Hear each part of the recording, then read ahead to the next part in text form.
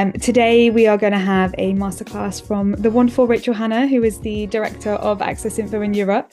She is going to be taking us through a short how-to guide of how to do a legal framework reform campaign, looking specifically at things like Tromso in Europe, and also looking at some of the legal framework reform campaigns that they have done, and giving us some top tips and tricks. And there will be a written guide that comes along with this later on in 2025.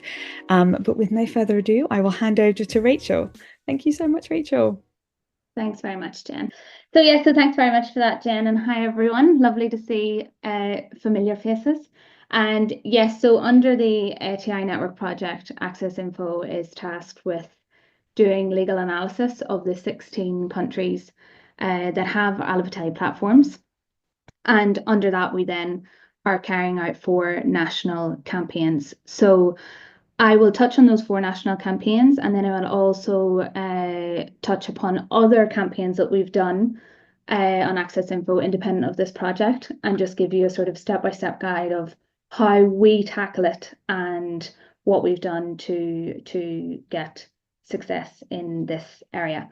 And if at any point anyone has any question, just feel free to interrupt. We can make it a sort of interactive session as well. So in terms of advocating for ATI legal reform, I think everyone in here knows how important access to information is. I don't need to preach to the converted.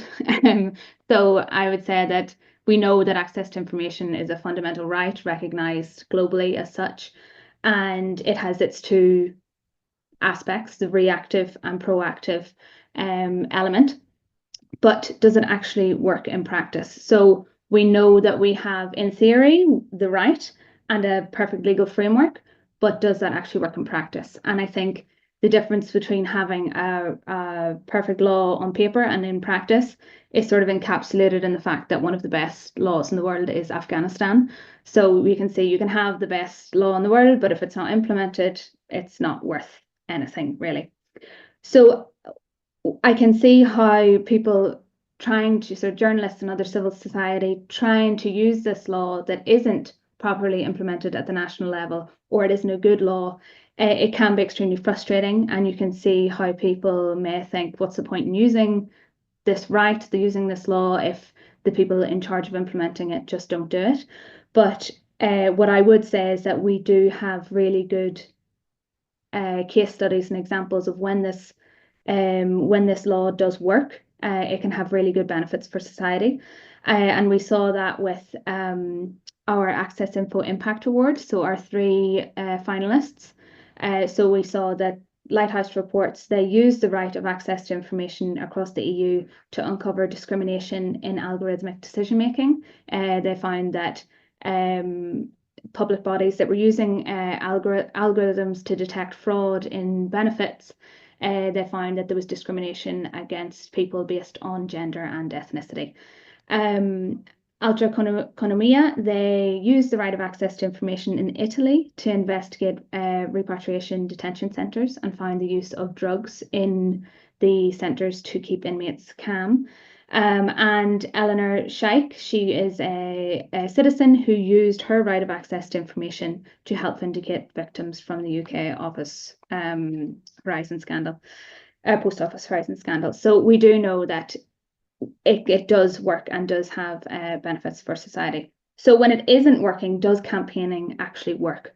Access Info, before this project, has done campaigns previously when we saw that the implementation of the law was incorrect. We carried out a campaign in Malta when we were told we weren't allowed to submit an access to information request in Malta because we weren't citizens, we weren't residents of Malta. We took that to the court in Malta after creating a campaign, creating some noise at the national level, and getting in touch with pro bono lawyers there to bring the case to court. And the court agreed with us and said that the way that the public authorities were implementing the law was discriminatory. And in Montenegro, we got together with civil society at the national level when the government were thinking of passing an amendment that would have gone against international standards. So that was a bit of our background in advocacy campaigns that we've taken part in independently of the ATI Network project. And under this project, I will go through our 4 campaigns that we are carrying out and hopefully be able to give you some little tips that you could take away also and implement in your own campaigns. So firstly, I just wanted to look at the difference between advocacy, activism, and lobbying in the ATI context. So we know that advocacy is the sort of core activity of all social movements, and it's the act of persuading or arguing in support of a specific cause or policy.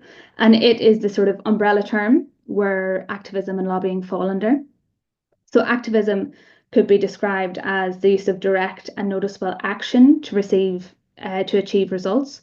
And it has also been defined as sort of physically active advocacy. So actually getting out in the street and advocating for a cause. Lobbying is the obviously more professional way of advocating really for your specific cause. So it's the act of persuading decision makers to either take or not to take a particular action. So we can see that advocacy its focus is more broad and creating awareness of a policy change. Its approach is educational and persuasive, and with the audience being the public and policymakers. Whereas activism, its focus is more public pressure, mobilization, and its approach can be more grassroots and action orientated, and the audience is sort of more public and communities. And then lobbying would be directly influencing policymakers. It can be more technical and formalized, and its audience is policymakers and legislators. So what do these 3 activities look like in sort of ATI, RTI context? Well, some example of advocacy that we've done, and it falls under this project, is we published research highlighting the gaps of areas of implementation of the right of access to EU documents. And our goal was to use evidence-based arguments to build support for the proper implementation of this right. And you can see our research that has been published on our website. An example of ATI activism was in India. There was a 40-day sit-in held in a small town in India, and they demanded the creation of an ATI law, and they were successful in that in their activism towards that. And lobbying, for example, in Mexico, a group of multi-stakeholder people got together and influenced policymakers, legislators to pass an access to information law, as well as a group Osaka.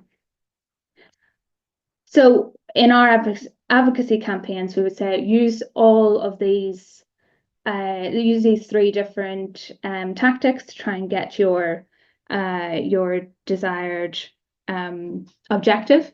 So advocacy, building the foundations, activism, creating visibility, and lobbying sort of converts the momentum of these 2 actions into legislative or policy outcomes. So in terms of what we've done under this project, we are carrying out our 4 national advocacy campaigns, and I'll go through each of these campaigns and who we have partnered with at the national level to do so.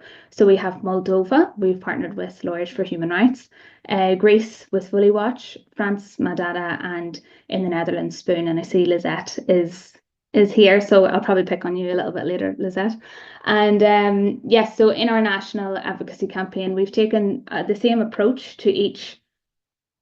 initial approach to each country, but then obviously changed our activities depending on the specific issues at the national level, specific state of the law, and what sort of skills our national partner has and how best they could be adapted to the situation. So in terms of what we did first, we analysed the national context. So we will analyse the existing access to information law. What are the strengths, the gaps? Are they aligned with international standards? Is the Tromsø Convention ratified or not? If it is ratified, what has the Access Info Group of the Council of Europe said about this law? Has there been a recommendation from Greco on the state of access to information in this country? Is this country part of the Open Government Partnership?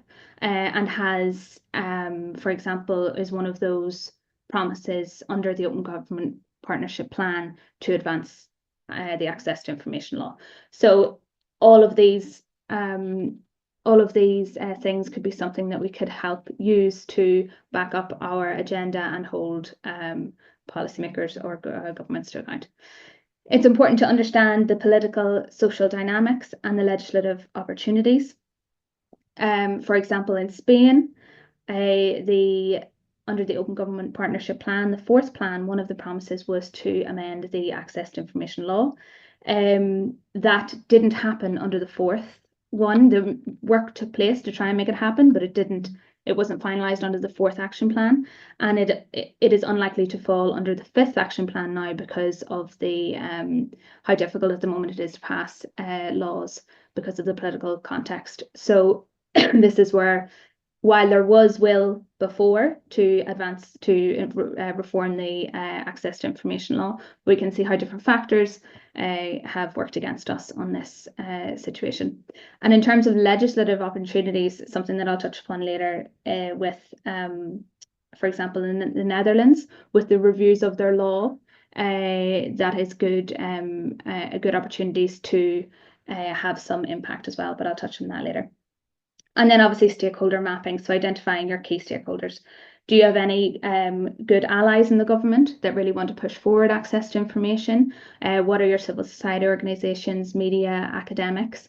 And also don't forget about your private sector and marginalised groups that could benefit from an improved access to information law. So we've done this for all of our countries, research and evidence gathering, and then seeing who are our key stakeholders. Designing your advocacy plan. What is your objective? So define your clear and measurable advocacy goals. Is your objective to get a new law to push for legal reform and therefore align the law with international standards? Is it to better implement the current law you already have? Or is it to push journalists and citizens to actually use the law? So depending on your objectives, the activities will be different under each campaign.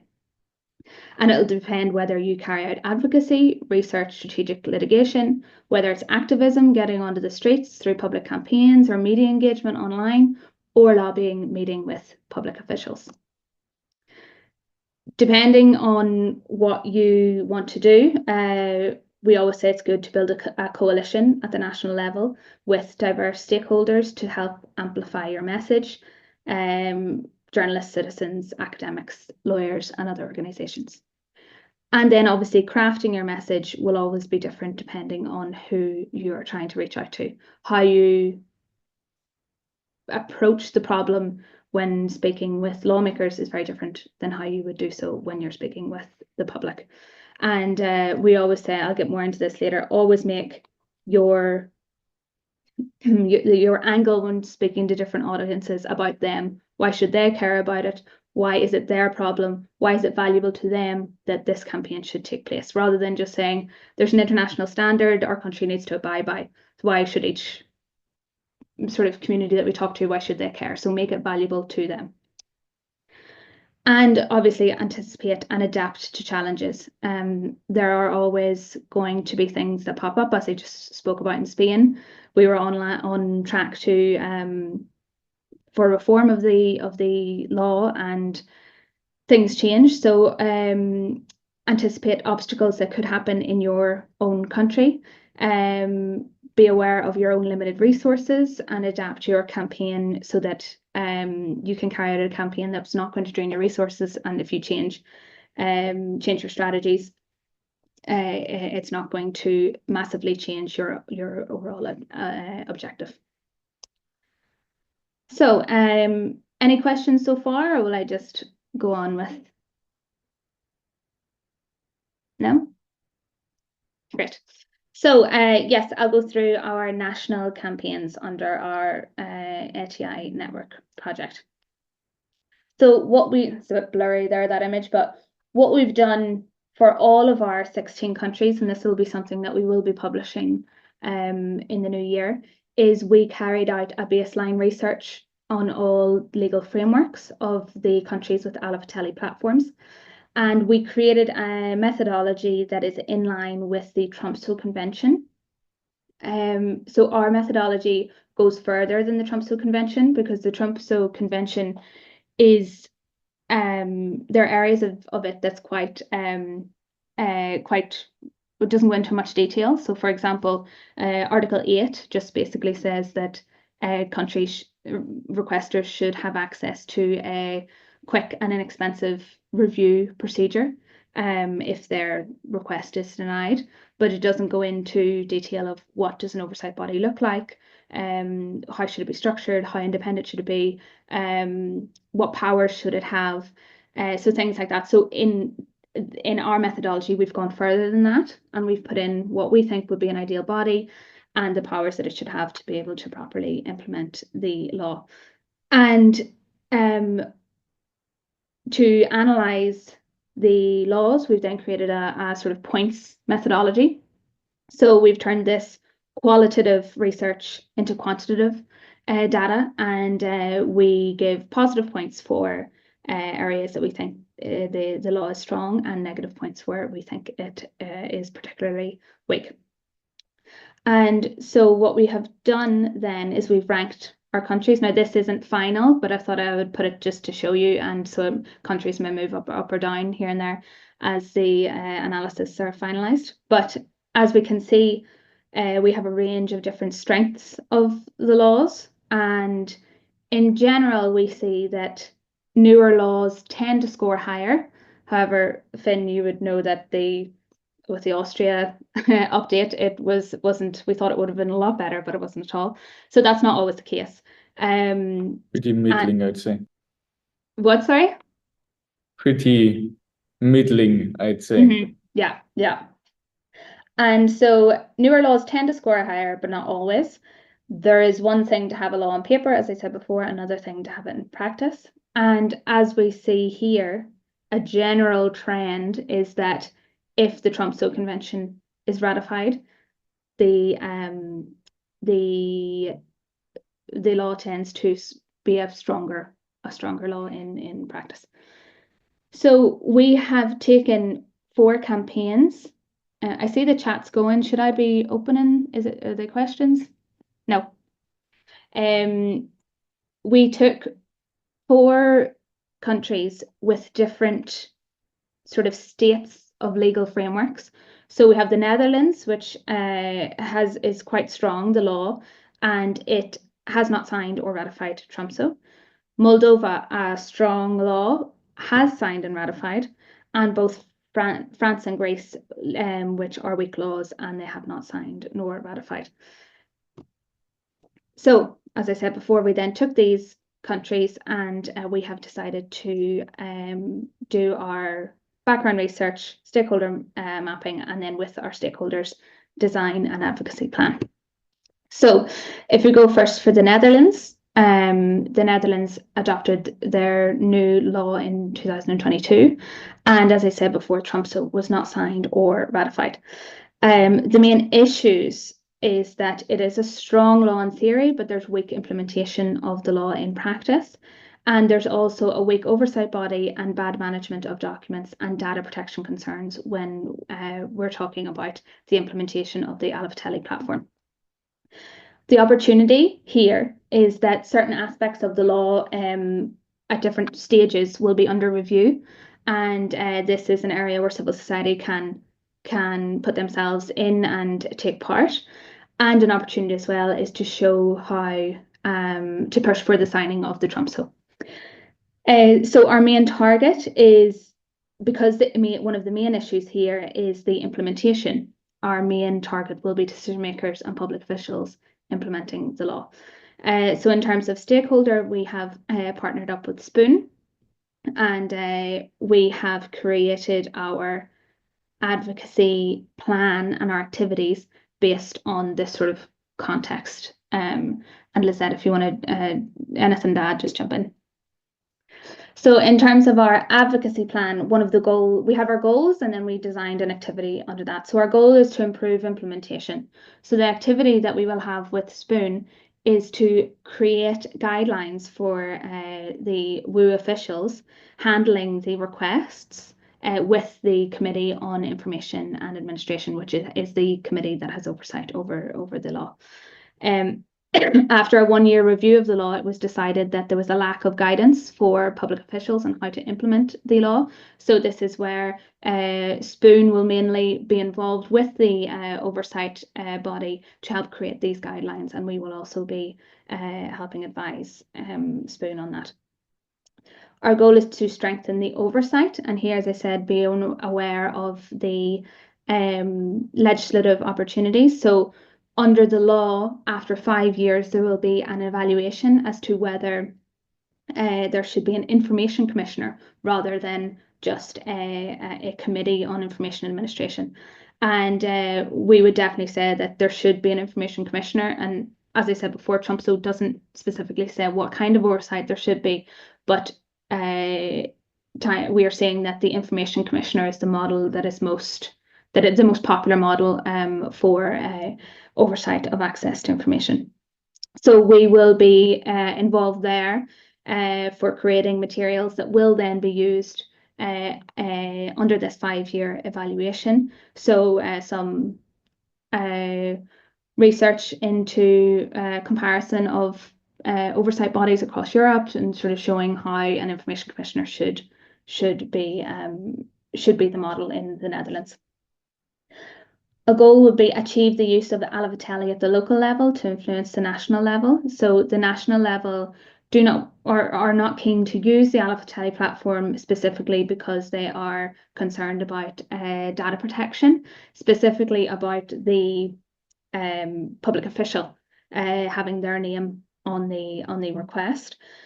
So what our plan here is to, rather than go from top down, go from bottom up. So if we partner with a local government and show them how they could use the platform and show them how they can use it in a way that will not encroach on personal data protection, and hopefully get that into place to then be able to show the national level, look, the local level is doing it, the concerns that you have are do not warrant not using this platform, and to go from there. Another goal is to improve document management system, and here Spoon will be supporting the Committee on Information Administration to introduce a document register. So in terms of this campaign, our sort of key takeaways has been to collaborate with your oversight body and local government. It doesn't always have to go to national government. So think about where are you going to have the most impact? Who is the best person to contact? That's normally not the top, it's normally middle, to then try and influence the top. So I'd say that would be a good takeaway, and always be aware of reviews that would be happening under the law. So the fact that Spoon can be involved with creating guidelines with the government for the implementation of the law, and that we can now create material that can be used for the 5-year review about the information commissioner is really good opportunities for impact. So always be aware of those. Lizette, anything you want to add? No, not really. No, thanks. It's very nice to hear you summarizing all that you've been doing so far already. Great. So next we have Moldova. So as we saw, Moldova has a strong law. However, there are concerns. The update in 2023 broadened the scope of exceptions. It lengthened the time frame, and it doesn't have a very strong independent oversight body. However, Trump still has been ratified in Moldova. The main issue is the lack of use of the law, as well of issues of the implementation of the law in practice. So therefore, our campaign will focus on the public authorities for the implementation, and on the public for public awareness of this right and this law that you can use. We have partnered with Lawyers for Human Rights in Moldova, and they manage their national Advocacy platform. I'm not even going to try and pronounce the name of their platform, but they manage it. So our advocacy plan, again, we have different goals here than we had for the Netherlands. The first goal is to bring the law into line with the international standards.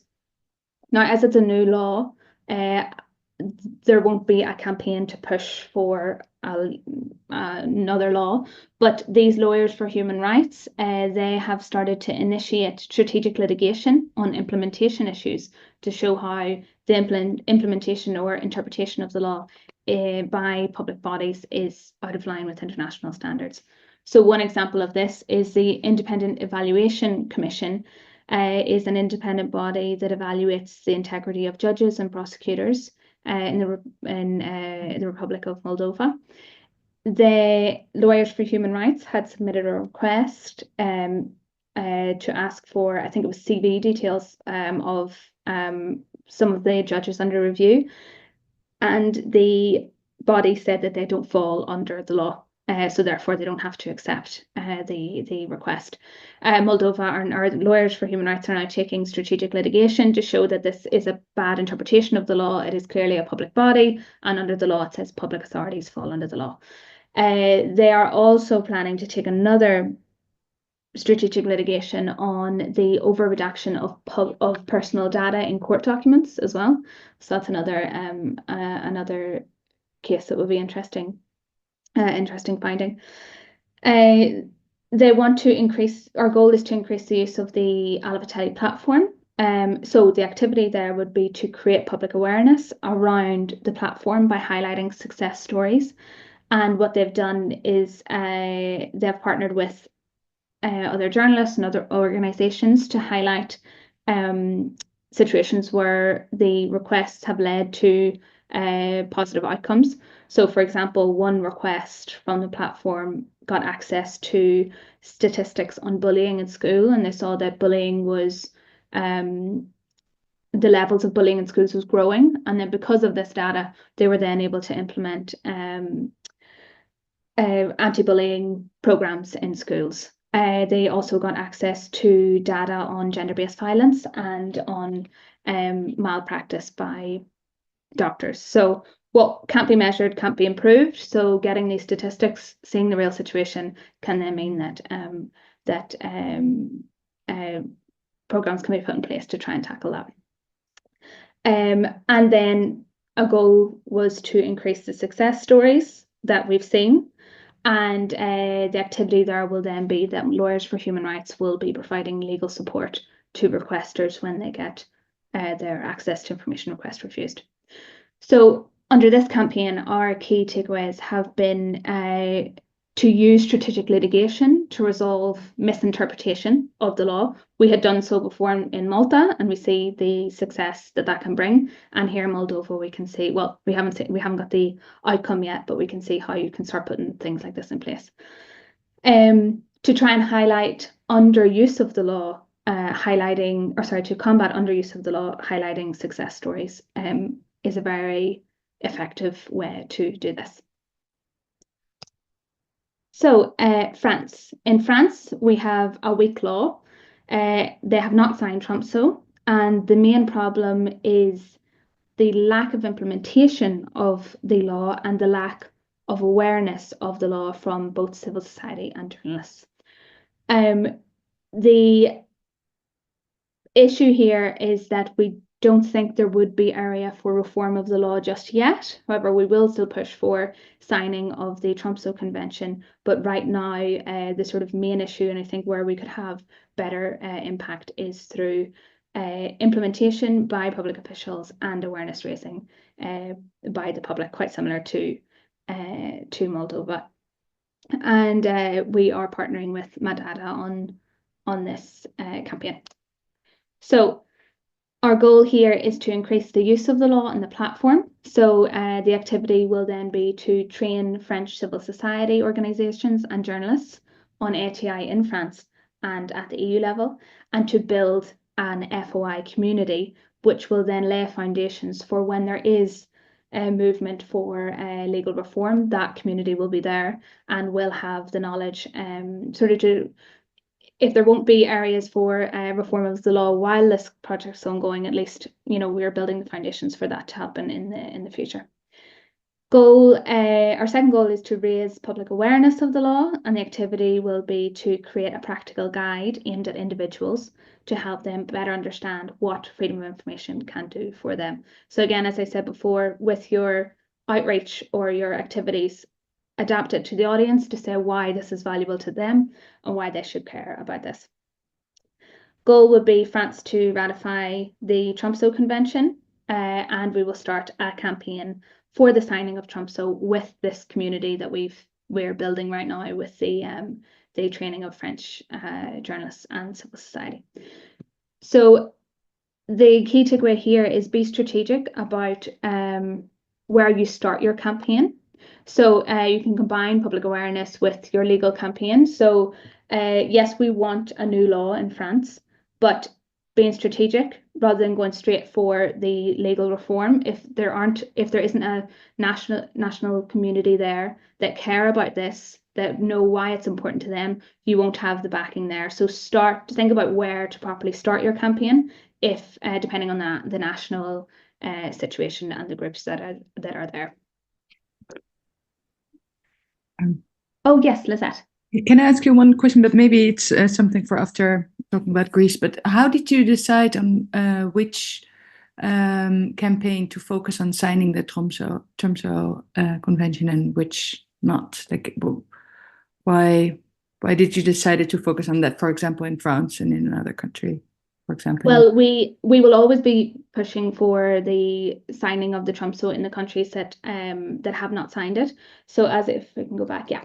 So as our countries here that we are focusing on, Netherlands, we will be pushing for the signing of the convention as well. Moldova, we don't need to because it's already signed and ratified. So we wanted to have a span of countries of different situations to see how we could have impact. And yes, so the countries that haven't signed it, we would be pushing for it to be signed. Yeah. Okay. Greece.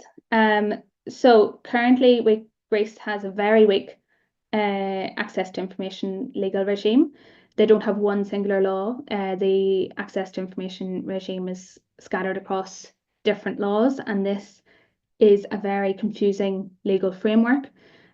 Specifically, you appeal a refused request to different bodies depending on the law that you use to access the information. So it's very confusing.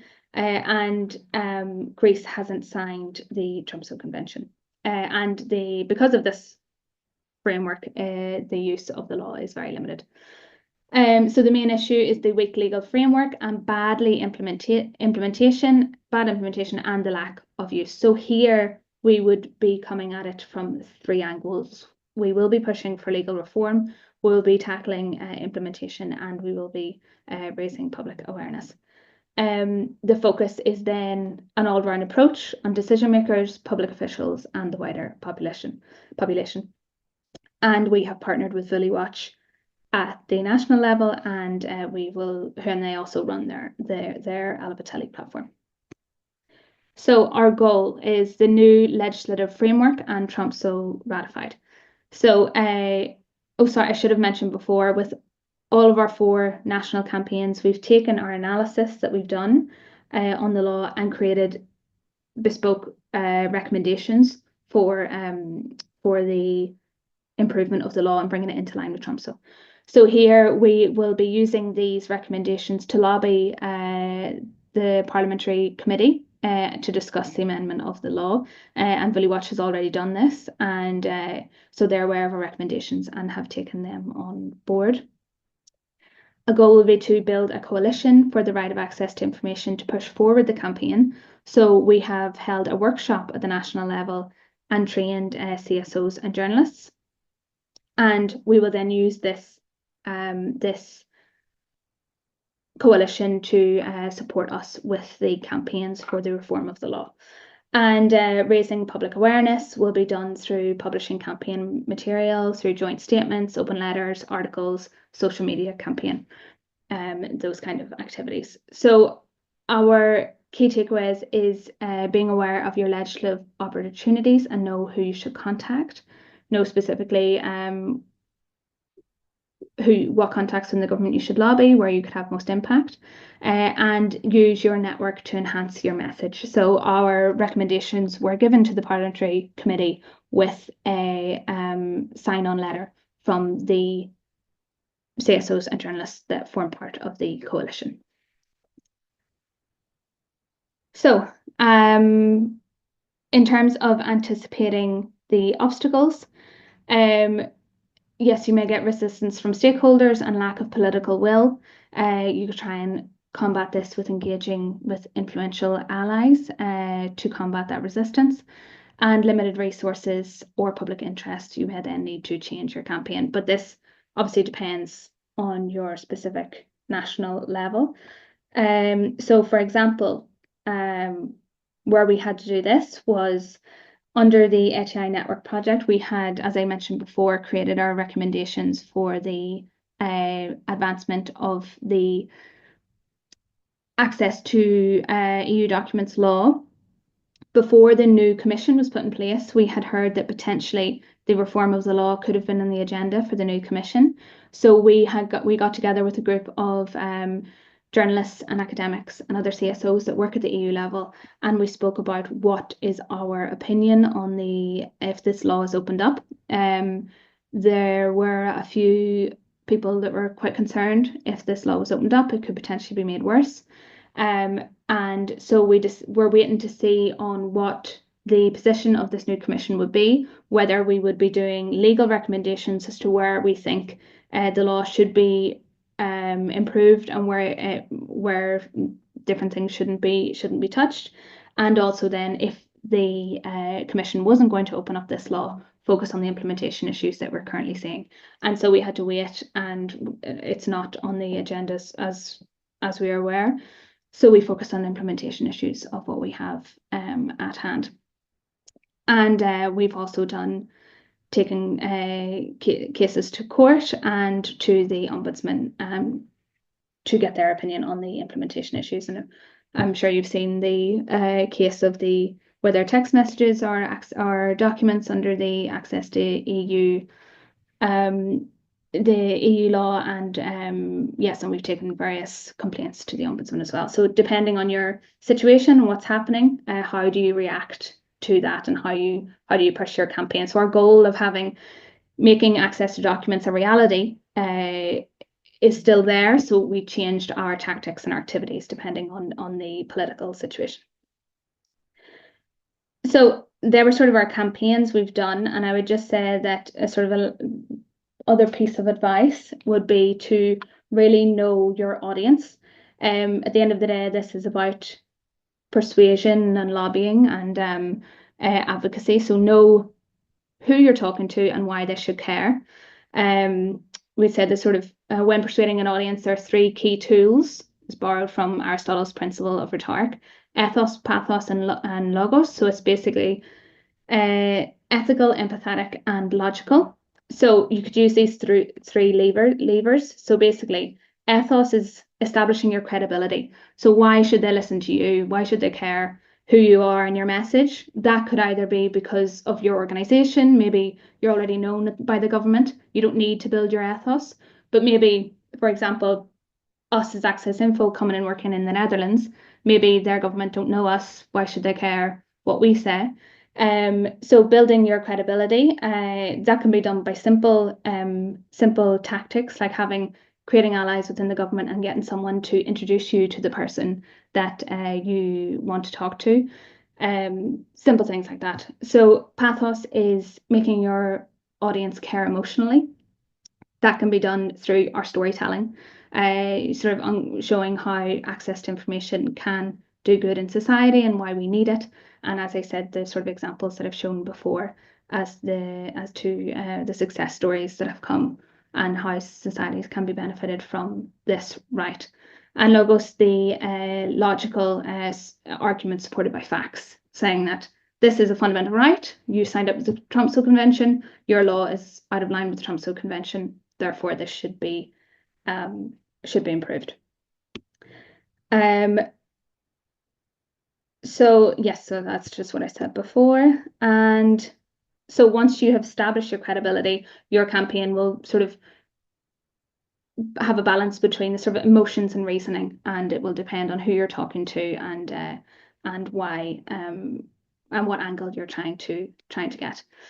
Yes, and then so the key takeaway as we say in here is don't underestimate storytelling. It's a very, very valuable tool and a good way to catch people's attention. Make it valuable to them. So for example, if you're talking to a public official who might not care about their access to information law, show how the levels of public trust in the government are extremely low and how the right of access to information could improve public trust in this government. Just trying to tailor your message to make it relevant to them. And as I said before, find your ally in your government. Policy briefs, don't make them too long. They say that you should have short paragraphs of less than 20 words per sentence and 4 sentences per paragraph, apparently.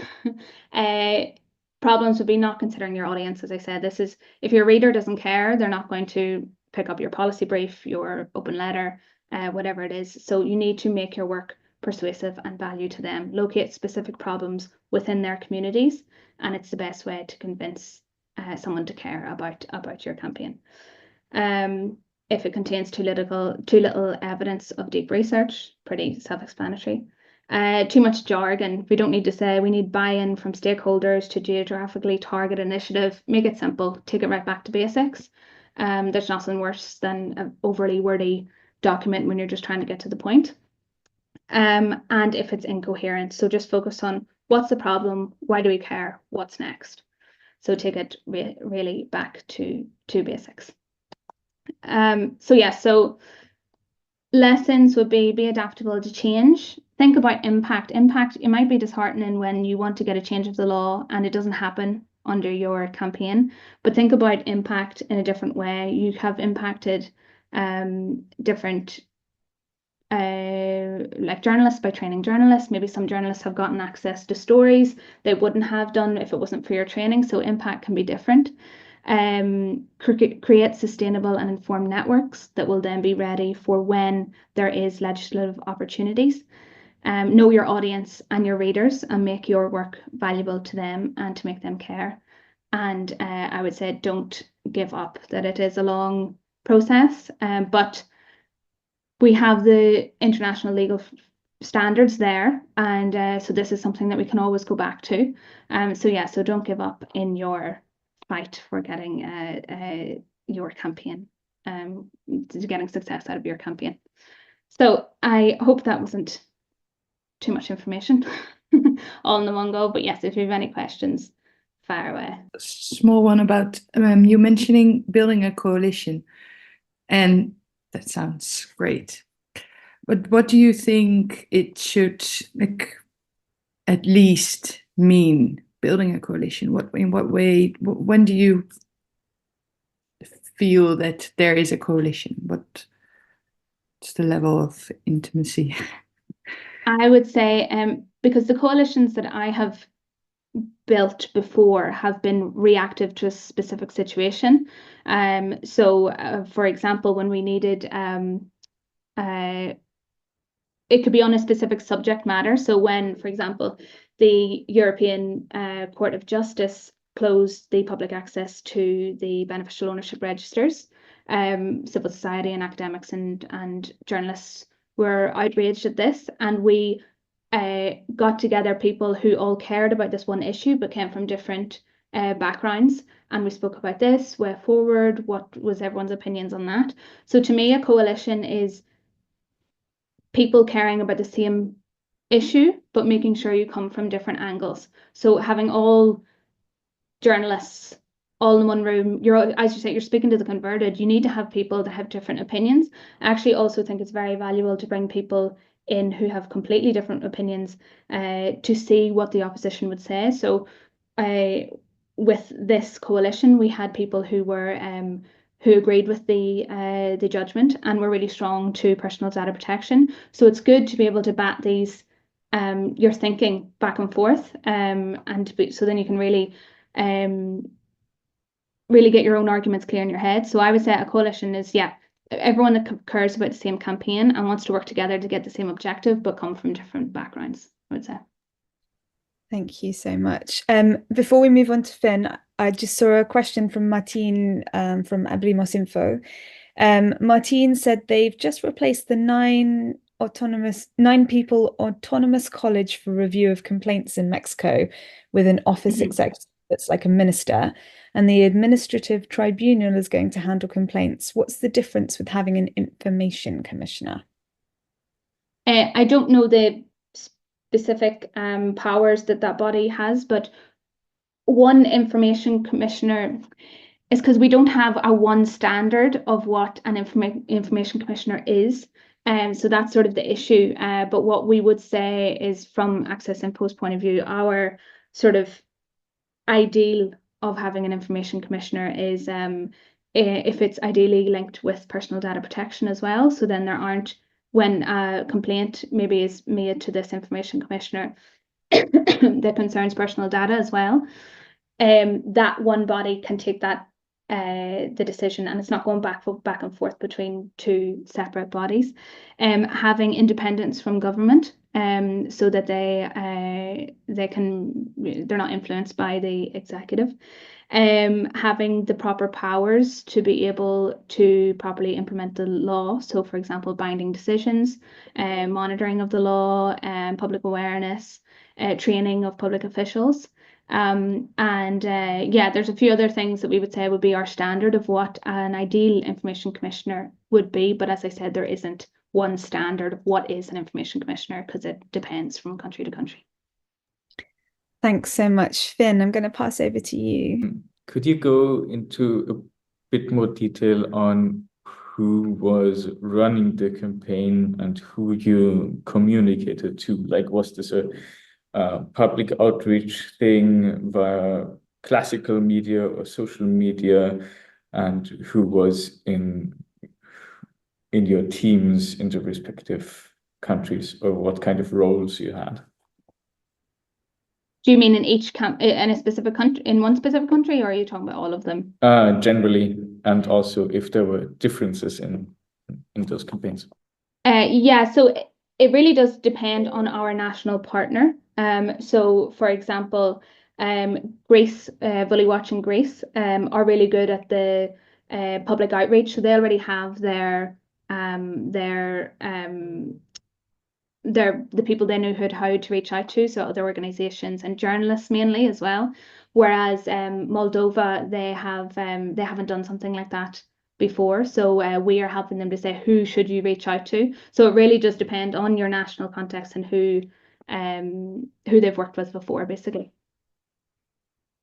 So I couldn't really say the specific names, but yeah, but in general we try and get the same sort of groups. So academics are ones that I think are normally forgotten about but are really valuable. So yeah, so having your because I think it adds, as talking about the ethos, the legitimacy to your argument, I think for governments to see that academics are behind this as well. So yeah, it depends on the country, but normally it's the journalists, the big hitters, journalists, other CSOs and academics. Yeah. Like how do you know, or like what heuristics are you using to know kind of where you are in terms of the campaign? So like, for example, you said, build credibility. How do you know when you've kind of like ticked that box and, establish that credibility so you can start focusing on some of the, engagement or, a different area? Like, how are you kind of sort of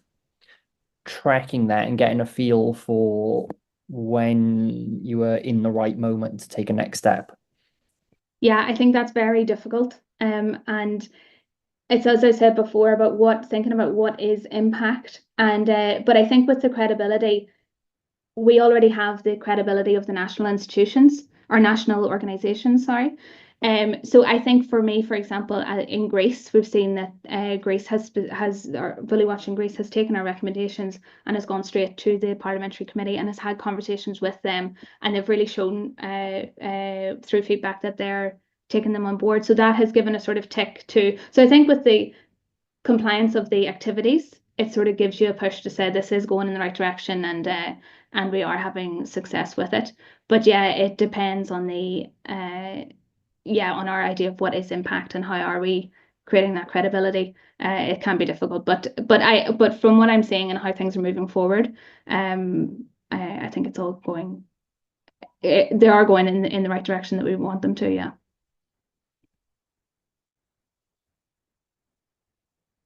And so one other thing I would say is that seeing the appetite for getting involved in these coalitions as well. So the coalition that we created at the EU level for discussing the access to documents law.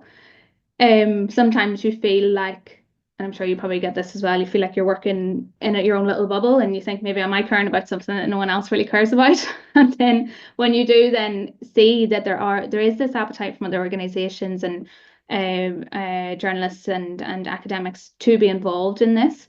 And so the paper that we wrote, we had lawyers looking over that and other organizations adding their input to it. And it really does sort of make you realize that there is a real appetite for this kind of campaigning work out there as well. It's just about making the right connections as well. So are there things we can do like internationally to help one another as well to kind of reinforce those national level conversations? And you said about building coalitions. Like what are the kind of key things you think we can do to go from sort of talking to one another to actually sort of like acting together? Because, I mean, even like, well, in the UK here, we've got lots of connections, but it can often be hard to kind of corral that mass of like lots of different organizations, each with their own, individual goals and constraints and focuses. But then how, what sort of techniques are you using to converge them on that like one goal, which you think is important? Yeah, I'd say it really is helpful bringing in the international angle. So for example, the Council of Europe has a sort of oversight group that looks at the laws of the countries that have ratified TRUMPSO. So civil society can submit their comments to this body. So having that is a really strong message as well, having this body actually analysing your national law and having civil society submit their comments to that. I think it's something that can be really powerful for civil society to say, look, we have the backing of this group, the law is out of line, X, Y, Z. And in terms of bringing that international angle into then helping you move from speaking to actions at the national level, I think is it's trying to see how you can get involved with other international processes. So for example, the Open Government Partnership, like I mentioned before, if your country has a national action plan, trying to participate in that program and trying to get a promise to improve your national access to information law. As I said before, though, it doesn't always work out, as it hasn't in Spain. So I think rather than when you do have a coalition, and it can be disheartening when you are waiting for these moments to come up to be able to act together. There's no point in acting just to act if you're constantly just throwing out say a press release about the same issue constantly over and over again, your readers are going to get fatigued and not really want to listen. So I think being strategic about using your voice and when to use it and how to use it. So I would say channel your energy into actual activities that could have impact. I would say would be the most strategic thing. And you can also create those activities. The ones that I've given an example of have been if your country is part of specific processes. But yeah, so as for example, Lisette in Spoon in the Netherlands, you're taking part in the reviews of the law. There are situations where that organizations put themselves forward to be able to do that. So that's in a situation where they have created that activity for impact. Yeah. So I don't know if that answers your question.